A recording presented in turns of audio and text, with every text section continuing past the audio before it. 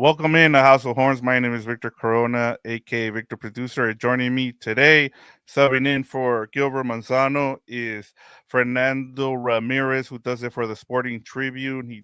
He covers everything down in San Diego. He covers the LA Chargers as a beat reporter. He does wrestling, everything you name it. He's the do it all guy here for us at Compas on the Beat.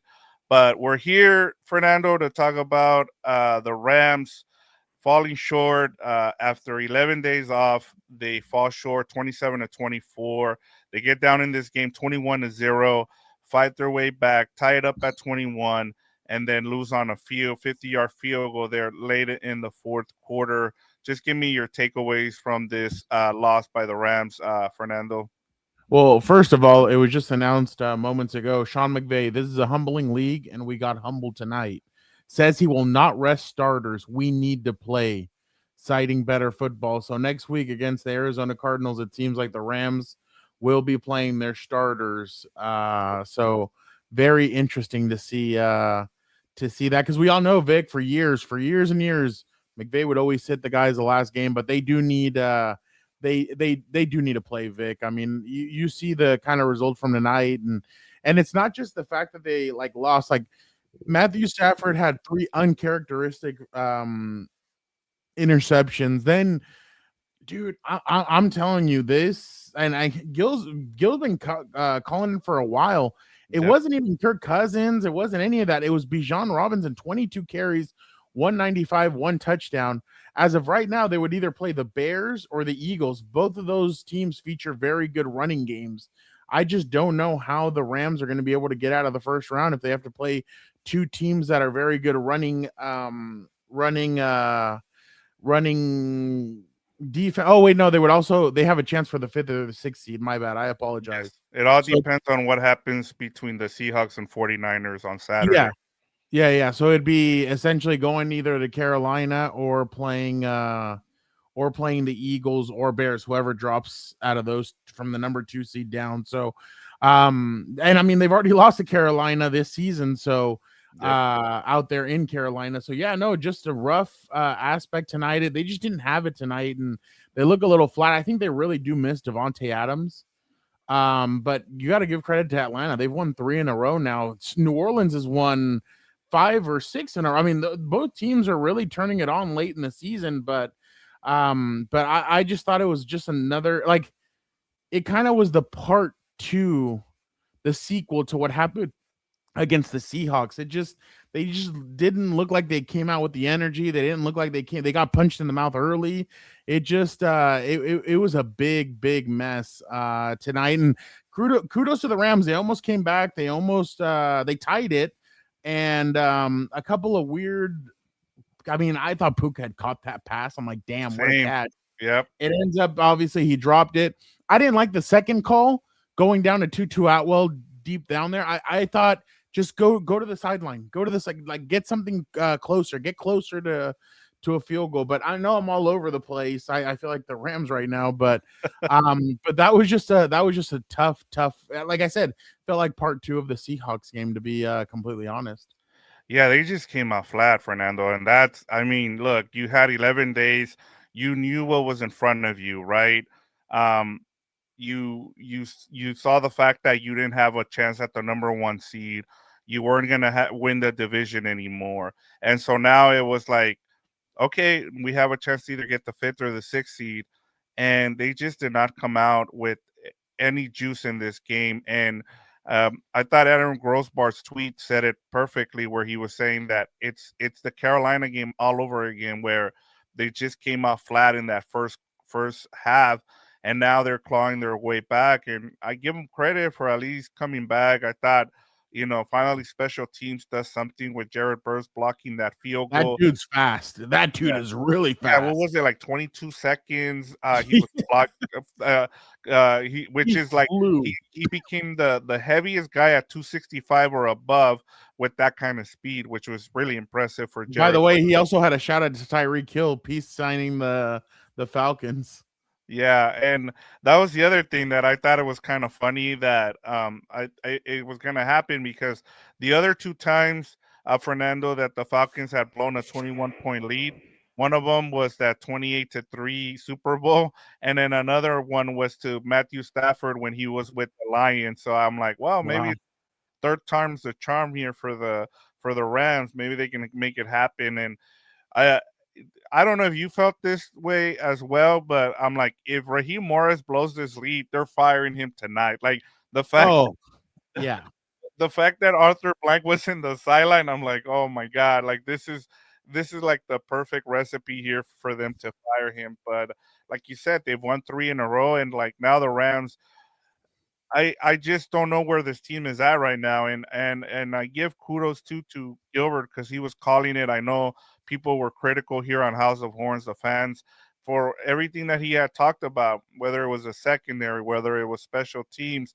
There was always something missing with this team, and I think to me the thing that I kept pointing at, Fernando, was the fact that they had an easy schedule this year. They had an opportunity to win 13 games easily, right? And you blow that game against Carolina, you blow that close game against the Seahawks, and now you blow this game against and I guess the one silver lining I'll take away from this team is the fact that they have yet to get blown out this season. The other Yeah, lost no. one possession games, Fernando, and so m- maybe McVay just needs to get it together and be able to win some of these close games, and turn these losses into wins. But I guess that's the only silver lining I can take away is the fact that they haven't been blown out this year. And I Yeah. went and checked the last 10 years. Fernando, every Super Bowl winner has lost by double digits at least once during the season. The Rams haven't this season. So I don't know if that's a good thing or a bad thing. They're gonna need Cardinals to blow them out then to let that happen. They'll know. They'll know. They'll know. That's the other thing. Yeah, They'll know whether yeah. they're the fifth or the sixth seed because the Seahawks and 49ers play on Saturday. I think he's just fired up in the moment. I think he's Yep. pissed off, and I think that's why he said he's gonna play his starters. I think he'll do like we the Chargers media. We all thought Jim was gonna announce today Justin Herbert is starting that game on Sunday, and he announced no, Justin's sitting. And you're like, okay, that's what's best for the team, and I get it. You've had I'll say you've had 3 really bad quarters of football in the last 2 games. So I get where he's coming from, but I think he's going to look at that game, and if they're already they're already going to be locked into a seed. I think Right. he's going to end up pulling these guys after a quarter, to be honest. Yeah. Like, I think it's just going to be a quarter. Guys are going to play, and then all right, let's get out of there. Especially because you don't want to risk any serious injury. I mean, you saw a couple of years ago, and again, I use the Chargers because that's a team that I cover, but the Chargers went into Denver and Mike Williams broke his back literally right Yeah. before they went to go play Jacksonville. So you don't want situations like that to happen. You don't want to have to lose a player. The one thing I would recommend to Sean, do not let Devontae play no matter No. what. Like, Yeah. I saw Devontae was working out before the game. ESPN was showing that. He looked like he was flying around, like he's getting closer, but if I was them, let him practice a whole week if he wants, but do not let him play. I mean, do you really want to play Puka? Shoot, now I'm starting to convince myself that maybe Matthew and Puka and Devontae shouldn't play. Everybody else maybe should. Like I I thought said, Kyron, yes. yeah, Yeah. I thought Kyron played really well. I thought in the second half he really turned it on tonight.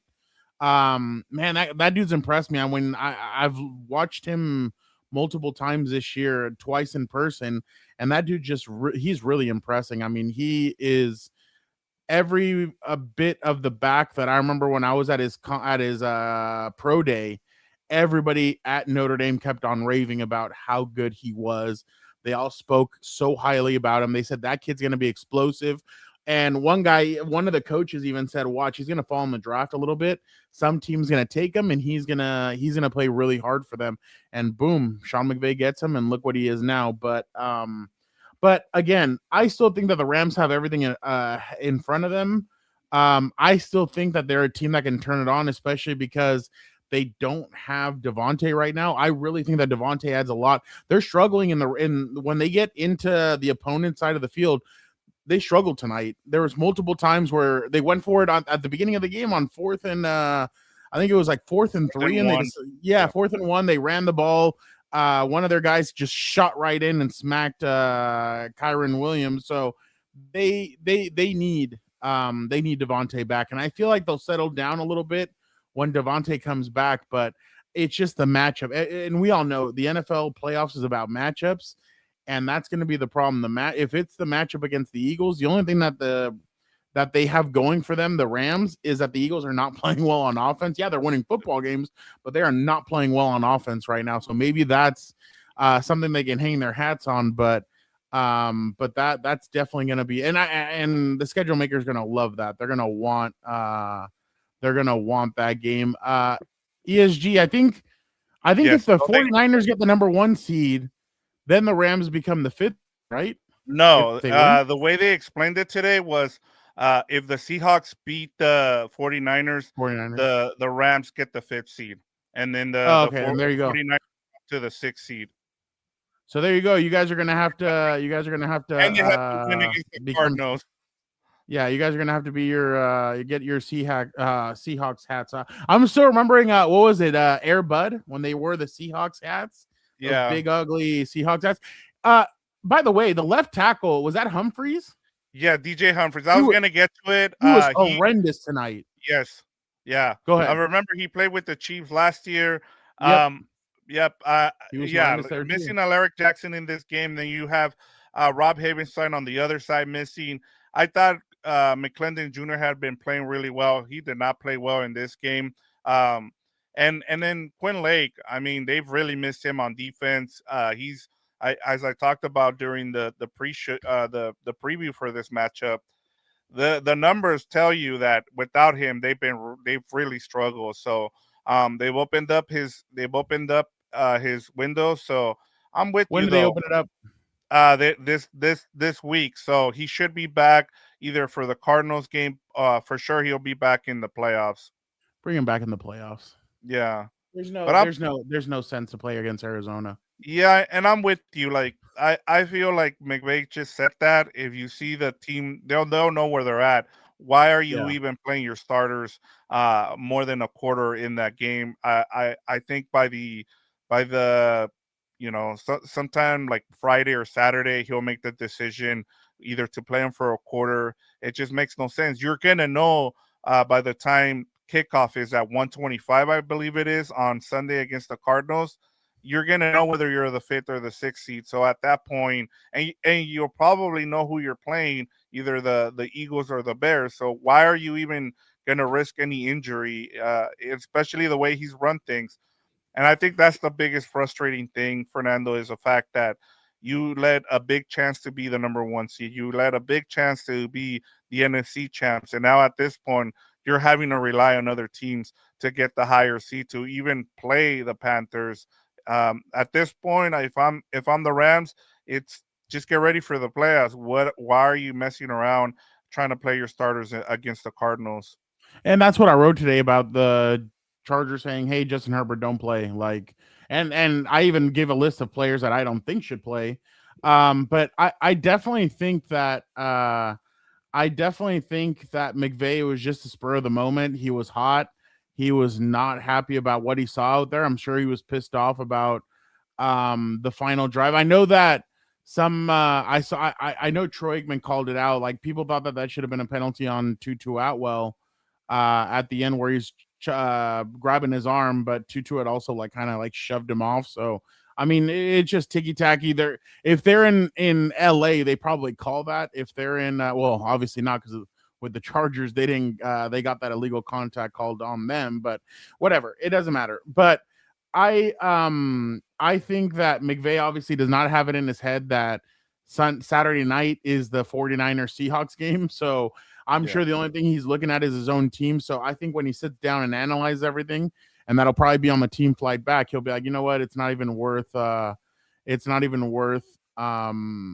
doing that. But yeah, no, I've noticed on Twitter, especially, I mean, right now, also in here, I mean, Brian, some other guys have been very frustrated by Sean McVay, and I get it. I mean, and that's what I try and tell people, like, no coach is perfect. I mean, I know everybody wants him to be. Like, Chiefs fans are over there calling for Andy Reid to be fired. There's some Charger fans that are like, oh, we hate Jim Harbaugh. And I'm kind of like, how could you hate? Like, these guys are some of the brightest minds in all of football. But Brian, no, I get it. I understand why you're pissed off. I mean, that was a pretty bad called game. There was one play later in the game.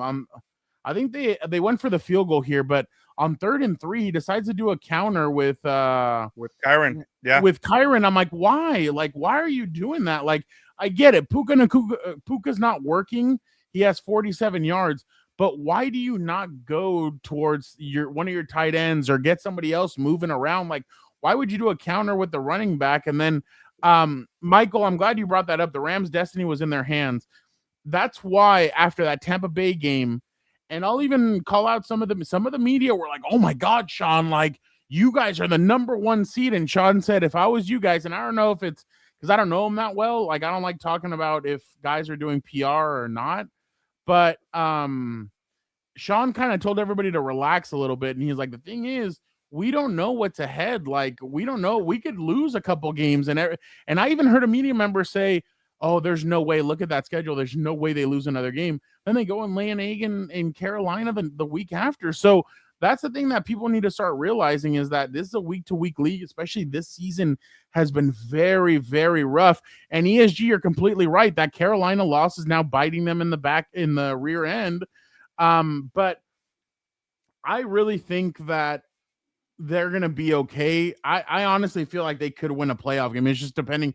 I think if you play a team like Chicago, they're going to match up well against Chicago. I don't think Chicago, especially after what we saw last night from Chicago's defense, I definitely think that the Rams could. I know they played them earlier in the year, I think, right? Back in they played the Rams played the Bears earlier in the year. No. Not that I can think of. My bad. No. Okay. No, because they play the Lions. So the NFC, they got the NFC North, and it was because they finished first, they faced the Lions.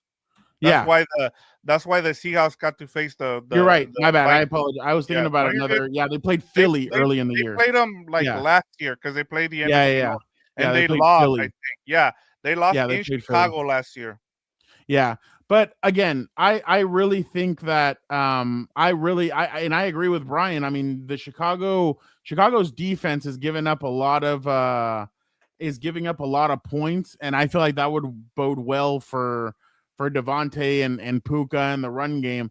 The defense just going to have to really get after Caleb. I mean, we saw the way the 49ers, I know at no point during the game that they give a fight back, but at the very end, when they needed to, they fought back, and they ended up winning that game. But yeah, Vic, I really think that, I know everybody thinks the sky is falling because it's 2 losses in a row, especially with 11 days in between. But I still feel like these guys I still feel like they could win a game too. I mean, who knows? Once you get in the playoffs, anything can really happen, to be honest.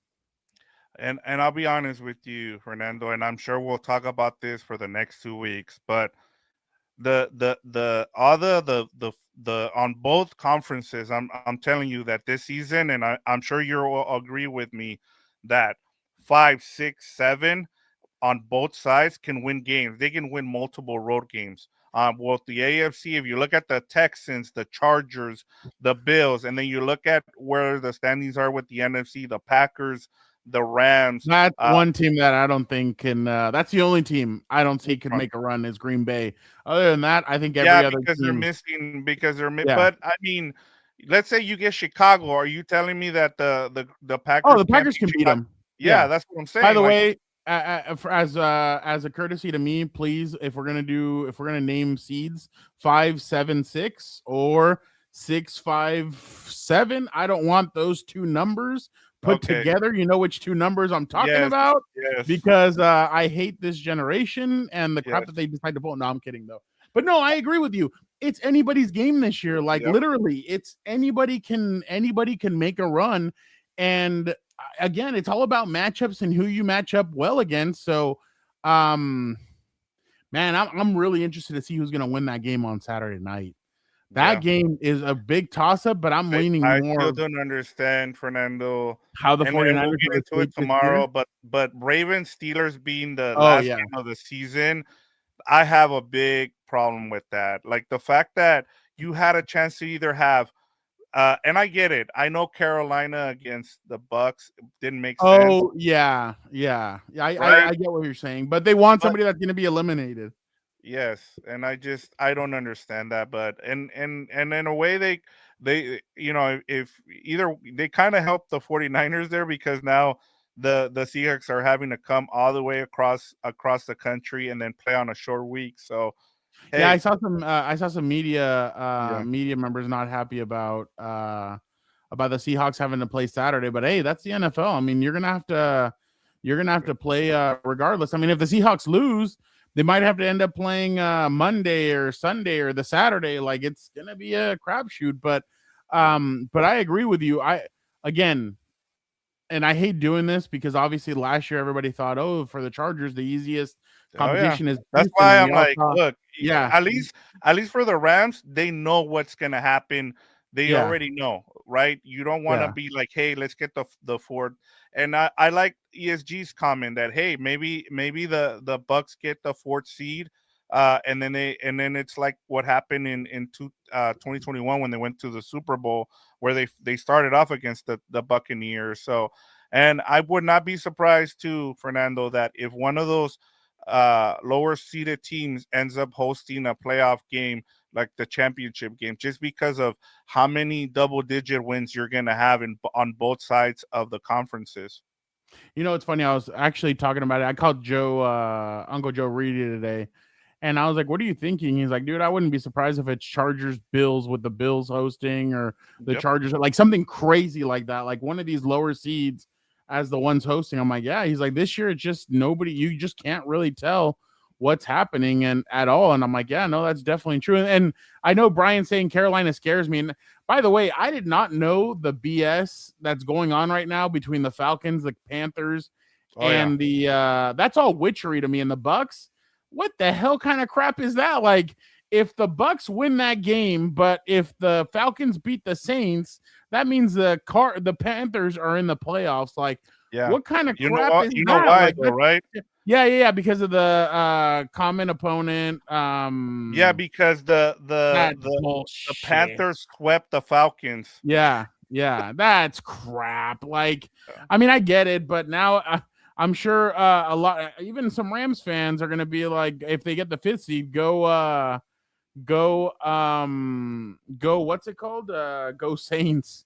I'm Yeah. sure. I mean, right now, if I'm the Rams, if I had to pick between the Bucks and the Panthers, I'd rather play the Bucks. I mean, the Bucks are like, I don't know what happened. They look like a wounded animal right now, just getting ready Free to end falling. things. But again, there's a lot of negatives that I'm sure Rams fans can take out of these last few games. But tonight, at least they were able to fight back. At least they were able to get their close. 95ers because they haven't been to the Super Bowl since 95. I love that. That's I pretty love funny. that. That's pretty creative.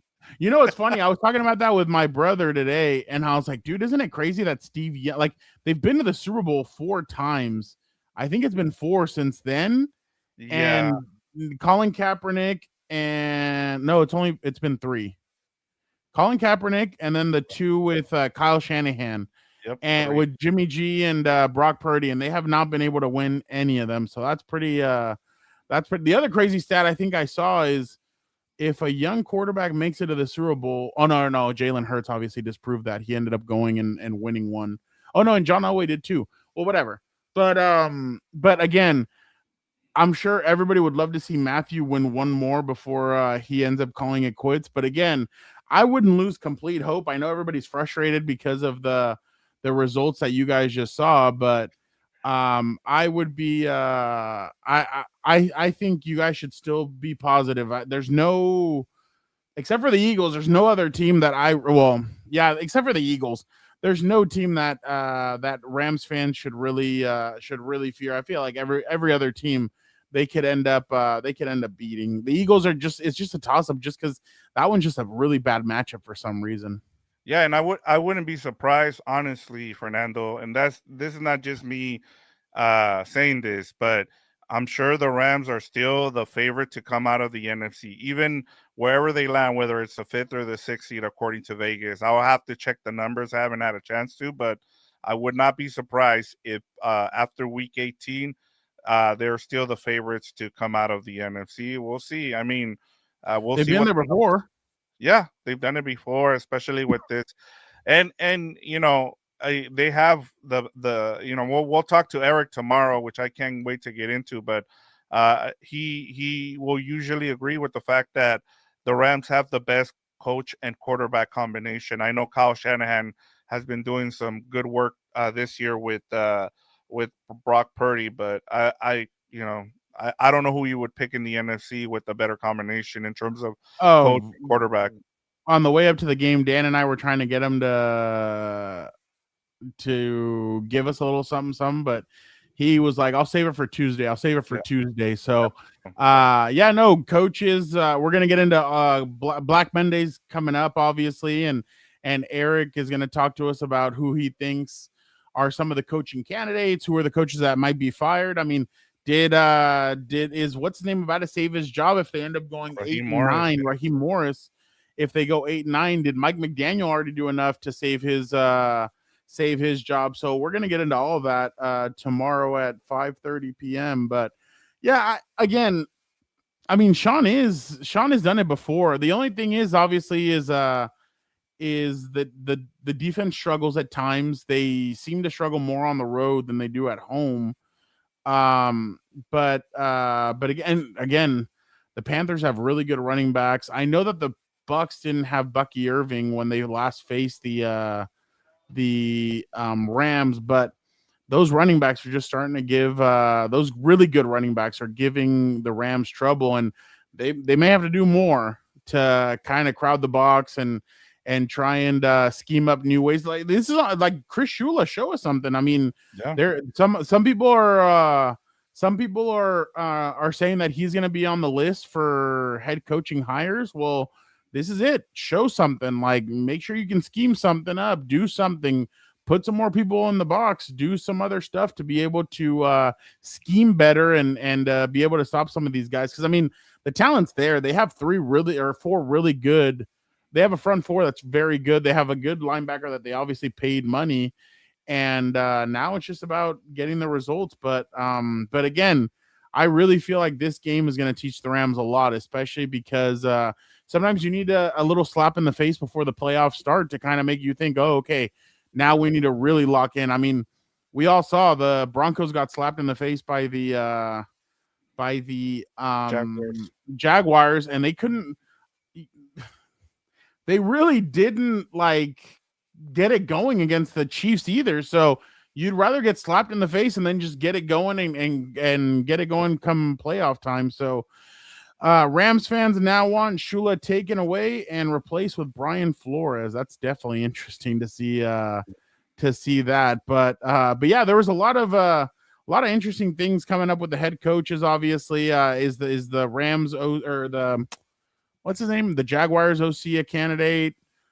Is Jesse Minter finally going to be a candidate? Chris Shula, is he a candidate? We'll see. By the way, when Brandon Staley first got hired by the Chargers, when you looked up a picture of Brandon Staley on this image thing, you know how I get you pictures sometimes? Yep. When I go to that thing and I'd put Brandon Staley, it'd always give me a picture of Chris Shula. And I'm like, what? Like, that was the only picture that they had. And Chris Shula, I think, was like a linebackers coach or something when back in that day. Yeah. So I was like, why is it only giving me pictures of Chris Shula? So that was pretty funny. But yeah, no, again, in the playoffs, anything can happen. I mean, you guys know better than anybody that I know that year that the Rams won the Super Bowl, everybody kind of picked them to win it, even though the 49ers gave them a tough time. And then they got that lucky catch. Not lucky, sorry. I don't mean to say lucky, but like that favorable catch against the Tampa Bay Buccaneers. And obviously, then they go to the Super Bowl and they beat the Cincinnati Bengals. But you just never know. I mean, maybe you limp into the playoffs, and in the playoffs you get hot and you make a run. I mean, we've seen how many Eli Manning's teams used to do that all the time. They would play like crap, then they'd get hot. I mean, Eli Manning's team in 2000, I think it was 7, they lost to Tom Brady's undefeated team right before the season ended, and then in the Super Bowl they hit them. So I mean, that's the kind of league that we're in. Honestly, we're in an interesting spot. Albert Breer just tweeted out To everyone who's saying this, you're looking at the wrong tiebreaker. Rams 49ers would not be breaking a division tie because it's not for the division title. It's for a wild card tie. Here are the wild card tiebreakers, which locks the Rams in at 6. So they're at 6? So yeah, Okay. that NBC set Monday Night Football set the wrong thing then. Here's the wild card tiebreaker, which locks the Rams in at 6. So this is wrong. If the Niners lose and the Rams win next week, the Rams will be the 5th seed based on the tiebreaker of the record and common opponents. So Albert Breer is basically saying that the Rams are in at 6. Okay, so this is from Nate Atkins, who's a beat reporter. He says this: they still have a lane to the 5th seed if the Seahawks beat the 49ers. So to everyone who's saying I'm with you, this is wrong. If the Niners lose to the Rams, and Rams win, the Rams will be the 5th seed based on the tiebreaker of record common opponents. So now there's a bunch of confusion here. And then of course Albert Breer's added that. So I apparently he's locked. He's saying they're locked into the 6th seed. I'm like I said, I guess we'll wait and see, but that's what everybody is saying is if the Seahawks beat the 49ers and the Rams beat the Cardinals, then they would be the 5th seed. But our Breer is saying something else. Yeah, because Mina said with that Ram, Seattle can fall no further than the 5th seed. Yeah, if Seattle wins on Saturday, LA can grab the 5th seed. But she's talking about just Seattle. By the way, Sosa something goes, the Rams really lost the number 1 seed, a top 10 pick, and a Matthew Stafford MVP in a 10-day span. Yep. Flipping hell.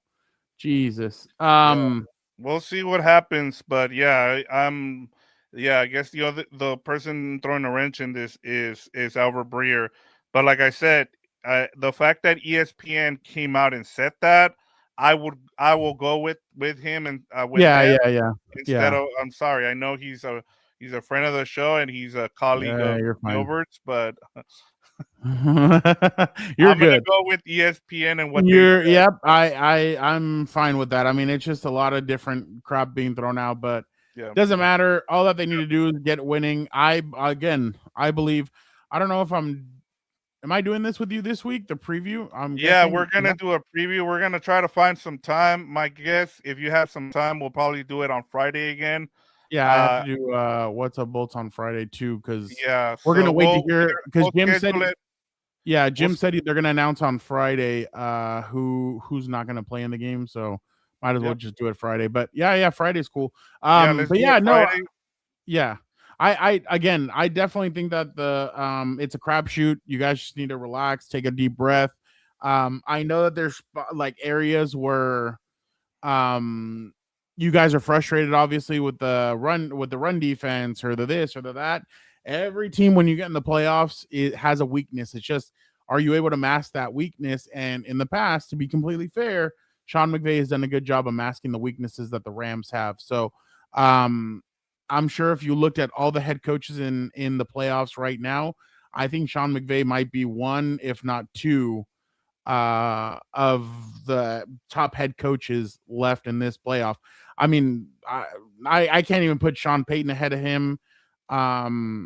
I know some people put Nix as his quarterback. I'm sorry. Yeah, and I know some people would put Kyle Shanahan, but I could not. I'd probably say Sean McVay is the top head coach in the playoffs, so I wouldn't bet against him. So I would just tell everybody it is what it is. Just they're going to be able to mask these problems. Don't worry. Just breathe. And again, I'd be very surprised if any of these guys played and again, Sean, I'm sure is going to speak Friday. So by Friday, I'm sure he's going to have he's going to be fine. He's going to be like, all right, these guys are not, Matthew Stafford's not playing. I mean, hell, Matthew was, and they mentioned it on ESPN too. We thought Matthew was not going to play the first 4 weeks of the season with that back injury, and he's had an MVP style season. And again, I don't think a game like tonight should kick him out of the MVP odds. It doesn't take away what he's done. He's played tougher competition. No offense to the Patriots. You can line up the 4 toughest opponents that the Rams have played and line up the 4 toughest that the Patriots have played, and I bet you Matthews performed better in those games than Drake has in his games. So again, I truly believe that Matthew is still the MVP of this league. Unfortunately, I do not have a vote, so I apologize. But if I did have a vote, that would be my vote, just because I feel like he has been balls of the walls. He's been the best quarterback in the league this year. Shit, I wouldn't even put Drake May at 2. I'd put Herbert over Drake May, and then I'd put Drake May at 3, maybe. But yeah, no, I think Matthew's been a hell of a competitor this year. I think and you know what's funny? I can't wait. In a couple of years, it's going to come out that Matthew had everything that Matthew had to do to get himself ready to play on Sundays, Mondays, or Thursdays, or whatever you want. They're going to come out and they're going to talk about how much it took for him physically to play in these games, and we're all going to value him even more, because Matthew's a hell of a quarterback, to be honest. But yeah, Vic, I mean that's all I have to say. Yeah, no, I'll just keep my thoughts quick here, my final thoughts, and I'm with you. Like, look, once the playoffs start, it's a whole different season. You just want to get in there. Like, I know I'm ready to get to the postseason already. It feels like a lot of Week 18 is going to be uh, a bye week outside of those three big games, which is 49ers, Seahawks, uh, Buccaneers, and Panthers, and then you have Ravens and Steelers. So we'll see what happens. Now and at least for both the Rams and the Chargers, it's time to get ready for the playoffs. I think whatever happens on against the Cardinals is just you're just trying to get ready for the playoffs. So and honestly, like he's Pro 7 Sauce said 49ers scare me. If I'm the Rams, no team should scare you in the playoffs. Honestly, everybody, as you mentioned, has weaknesses on both of the conferences. So the Rams have a good a shot as any team in the NFC to come out and Look at make it to the Super Bowl. look at how fired up he is. And so we make no excuses, but we weren't good enough. I do like the fight of this group, the way that we handled ourselves in the second half. And we had our chances to be able to close that game out. And here we are again in a disappointing situation. But this is a humbling league, and we got humbled tonight. That when he gets fired up, you could just tell by the veins in his neck how pissed off he gets. But this is here real quick, Vic. Last thing, he talks about the from Seattle to this game, I guess. I didn't think we played bad against Seattle. We had our chances. Tonight we didn't play very well. We gave ourselves a chance to get back at in that game in the second half. You tie it up, you come back from down 21, but it was too much to overcome. You give them credit. They made the plays. We didn't. I make no excuses. I agree with that. I actually did not think that they played bad against Seattle. They did everything that they needed to. It's just that Seattle at the end of that game, if you remember, they scored the 2-point. They went for the 2-point conversion and they converted it. So there's nothing more than that. I mean, I think the Rams have done everything that they needed to in offensively, in a sense. They did everything that they needed to against the Seahawks, and tonight, obviously, it was kind of a up and down game. But Flight Geek says Seahawks should scare you. I mean, what's the difference? 1 point in the two games. Why would the Rams be scared, or the Seahawks, vice versa as well?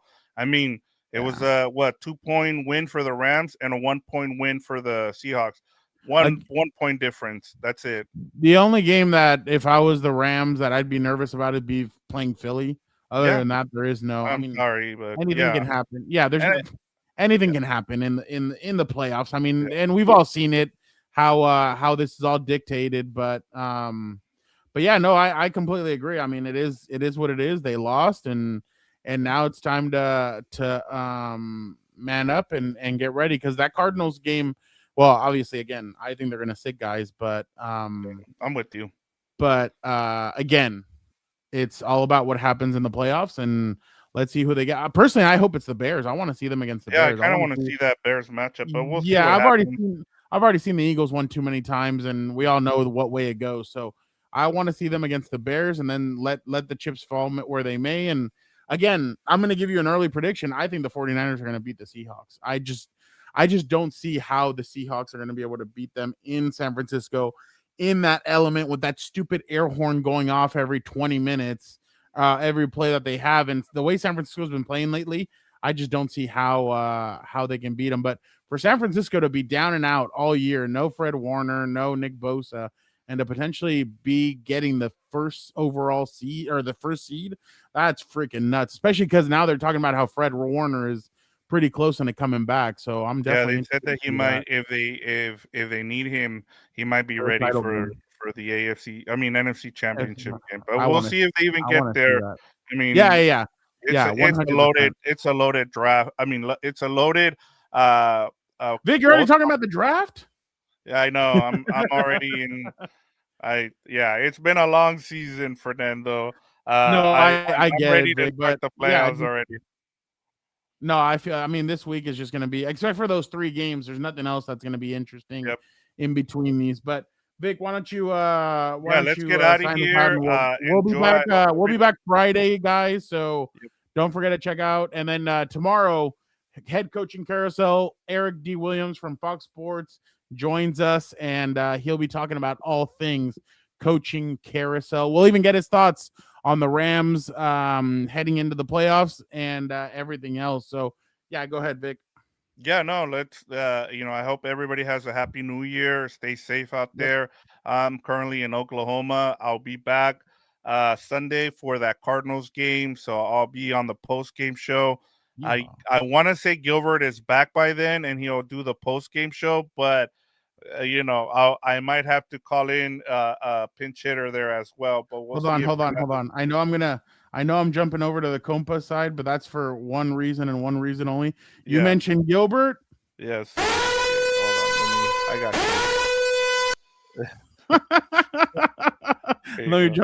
I put it back. My bad. I just wanted to do it for the noise effect. Yeah.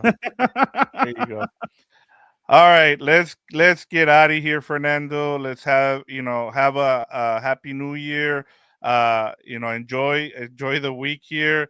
Hey, look, happy. He's like, I believe Gilberto Rams are frauds. So, Happy he was not happy with Gilbert, and especially after that loss to the Seahawks. So, we'll see. It says the Buccaneers says we are one step closer to a new coach in Tampa. So, I understand why people are upset with. It's not his fault, man. Like when you have that many injuries, I'm sorry. Like I just and this has only been his one bad season. You're gonna fire him after all the injuries. I don't know. I get it. I'm telling you. I think they gave him a contract extension in the offseason. So yeah, if you get rid of Todd Bowles, somebody's gonna sign him up like the next day. That's the same thing I'm saying about John Harbaugh. John Harbaugh gets fired in Baltimore. Yeah. I bet you the Giants hire him the very next day. Yep. Happy humor. All right, let's get out of here. Have a happy new year. Like I said, Fernando, why don't you close us out here as I'm here in the dark? I need to get myself a better a ring light here. No worries. Appreciate everybody for checking out the post-game show. I know it's tough, but we're always here for you guys. So you guys are the best. We'll be back on Friday. Tomorrow, guys, Happy Gilmore. Tomorrow, jump in over at the Four Compa show. Gilbert won't be there, but Eric D. Williams will be there. We'll talk about the head coaching carousel. So make sure you guys jump over there. Friday, we'll be back on here with preview for the Cardinals game. And everything else. Make sure you guys have a happy new year. Do not forget, no drinking and no driving. Call an Uber, call your best friend, whatever it is. Do not drink and drive, but make sure everybody celebrates. 2026 is going to be a very great year for all you guys. 2026 is going to be a great year for the compas as well. So appreciate everybody. You guys are the best. We're signing off. See you guys in 2026. Thank you, guys.